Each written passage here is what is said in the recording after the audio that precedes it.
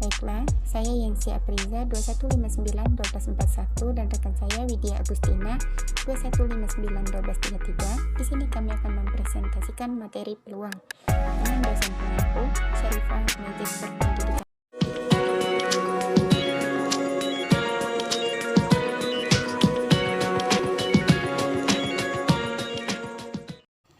Baiklah, teori peluang pertama menurut Sri 2015 merupakan cabang matematika menitik beratkan pada analisis gejala-gejala random.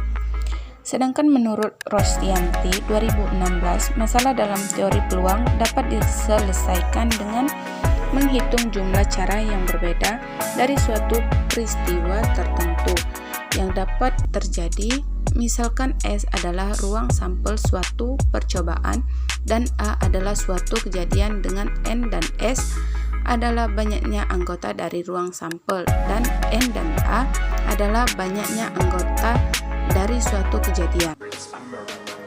A. Ruang sampel, titik sampel, dan kejadian. Ruang sampel merupakan himpunan semua kejadian yang mungkin diperoleh dari suatu percobaan, sedangkan anggota-anggota dari ruang sampel disebut titik sampel. Ruang sampel disimbolkan dengan huruf S, sedangkan anggota ruang sampel didaftar dengan menuliskan antara dua kurung kurawal, masing-masing anggota dipisah dengan tanda kurung. Kejadian atau peristiwa adalah himpunan bagian dari ruang sampel. Karena kejadian adalah himpunan bagian dari ruang sampel, maka biasanya disimbolkan dalam huruf besar. Kejadian dinotasikan dengan huruf K adalah himpunan salah satu kemungkinan hasil. Kejadian merupakan himpunan bagian dari ruang sampel. Menentukan anggota suatu kejadian dapat dilakukan dengan cara mendaftar semua titik sampel, kemudian dipilih kejadian yang diharapkan muncul. C. Pencacahan titik sampel. Konsep yang berkaitan dengan menentukan banyaknya cara suatu percobaan yang dapat terjadi. Menentukan banyaknya cara suatu percobaan dapat terjadi dilakukan dengan aturan penjumlahan, aturan perkalian, peluang berhubungan erat dengan penentuan banyak titik sampel. Banyaknya titik sampel dapat ditentukan dengan menggunakan kaidah pencacahan, yaitu dengan aturan perkalian, permutasi, dan kombinasi. Aturan perkalian adalah aturan yang digunakan dalam menentukan banyaknya titik sampel dengan cara mengalihkan semua hasil yang mungkin dari suatu percobaan. Selanjutnya, kaidah pencacahan. Kaidah pencacahan dapat membantu dalam memecahkan masalah untuk menghitung beberapa banyaknya cara yang mungkin terjadi dalam suatu percobaan. Kaidah pencacahan meliputi sebagai berikut. Yang pertama, faktorial. Faktorial bilangan asli n adalah perkalian semua bilangan asli yang kurang dari sama dengan n. Notasi dari faktorial adalah i. Kedua, permutasi. Permutasi yaitu cara menyusun sebuah pengujian atau kejadian dengan mencermati urutan. Di dalam ilmu matematika, permutasi didefinisikan sebagai sebuah konsep penyusunan sekumpulan objek atau angka menjadi beberapa urutan berbeda tanpa mengalami pengulangan.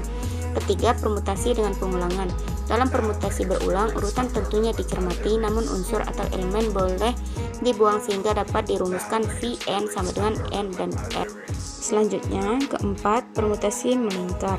Permutasi melingkar siklis dapat diperlukan dalam mengetahui banyak jumlah cara menyusun n unsur yang beragam saat posisi melingkar. Posisi melingkar artinya dapat berbentuk games melingkar, letak manik-manik di sebuah gelang, dan sebagainya. Kelima, kombinasi.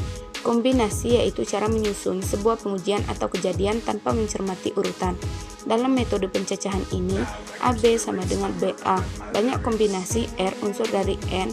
Unsur yang tersedia dapat dituliskan CRN atau NCR atau C dalam kurung NR dituliskan R kurang dari N. Selanjutnya, kesimpulan. Peluang merupakan bagian matematika yang membahas pengukuran tingkat keyakinan orang muncul atau tidak munculnya suatu kejadian atau peristiwa. Ruang sampel adalah himpunan semua hasil atau kejadian yang mungkin terjadi dilambangkan dengan S. Permutasi adalah susunan unsur-unsur yang berbeda dengan urutan tertentu. Kombinasi adalah susunan unsur-unsur dengan tidak memperhatikan urutannya. Peluang merupakan bagian matematika yang membahas pengukuran tingkat keyakinan orang akan muncul atau tidak munculnya suatu kejadian atau peristiwa. Nah, Dari kesimpulan tadi, kita sudah memiliki salah satu contoh dari soal permutasi, yang mana di sebuah kelas terdapat 4 orang siswa yang dicalonkan untuk mengisi posisinya sebagai bendahara dan sekretaris. Tentukanlah banyaknya cara yang bisa digunakan untuk mengisi posisi tersebut. Nah, untuk menentukan posisi tersebut, kita menggunakan rumus PKN sama dengan N faktorial N dikurang K faktorial.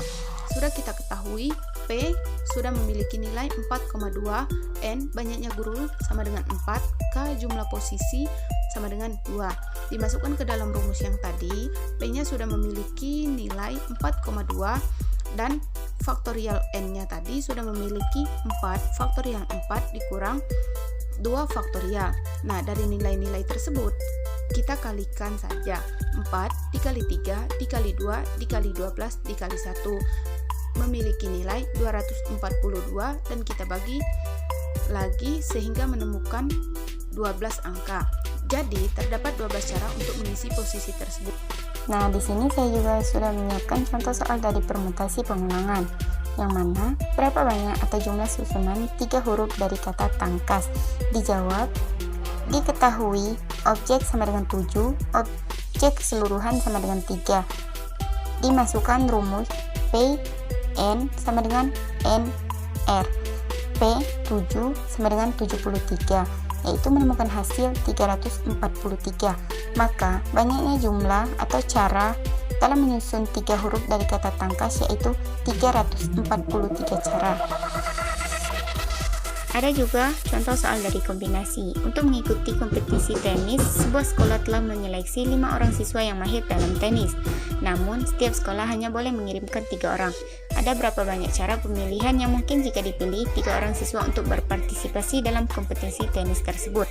Dijawab dengan rumus CNR sama dengan N kombinasi N dikurang R kombinasi R kombinasi. CN R sama dengan 5 kombinasi 5 dikurang 3 kombinasi 3 kombinasi. C N, R sama dengan 5 dikali 4 dikali 3 kombinasi 2 dikali 1 3 kombinasi sama dengan 10. Jadi 10 cara dalam melakukan pemilihan untuk penyeleksian kompetensi tenis tersebut. Baiklah, mungkin hanya itu yang dapat saya sampaikan. Terima kasih. Wassalamualaikum warahmatullahi wabarakatuh.